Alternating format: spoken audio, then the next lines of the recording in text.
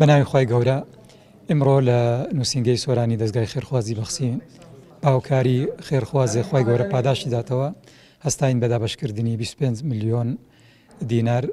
بەسەر کۆمەڵێک خەڵکی هەژار و نەداری ناوچەکە کە لە حەریر و خەلیفان و سۆران و ڕەواندوز و چۆمان و دەوروبەری گرتەوە خەڵکێکی هەژار و کەم دەرامەت لە خەڵکی بێباوک و خەڵکی هەژار هاوکاریمانکردن خی پەروەردگار پاداشتی خێری ئەو خێرخوازە بداتەوە خی پەروەردگار پاداشتی خێری هەموو خێرخوازان بداتەوە کە دەسواڵان بۆ خەڵکی هەژار و نەدار و داواکارین لەو خەڵکە دوای خێریان بۆ بکەن و خی گەورە مەوفقیان کاوە بەرەکەت بخاتە ماڵ و تەمەنیان انشاءالله. بسم الله الرحمن الرحیم. سپاسی ئەو خێرخوازەی دەکەم بڕی 25 میلیۆن سەرخانی کردبوو فەقیر و هەژاران وەڕاستی خێرشی گەلێک گەورەیە.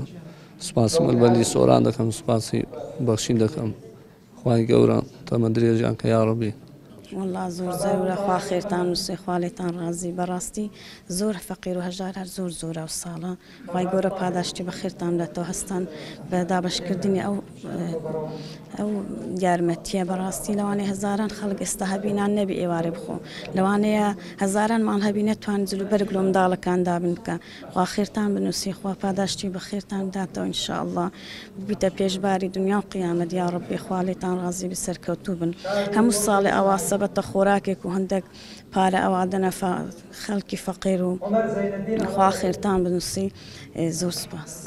الحەمدولله زۆر زەرورە چونکە مامۆستا یانی ئێستا خەڵکی ئەوایە چاوەڕێ ئەوەندەی دەکاتن بۆ مناڵەکانی هەر نەبێت جلوبەرێک پێکڕێ خواردنی جەژن پێکرە بۆی چاویانە دەستی خەڵک نەبێ مناڵەکانی یعنی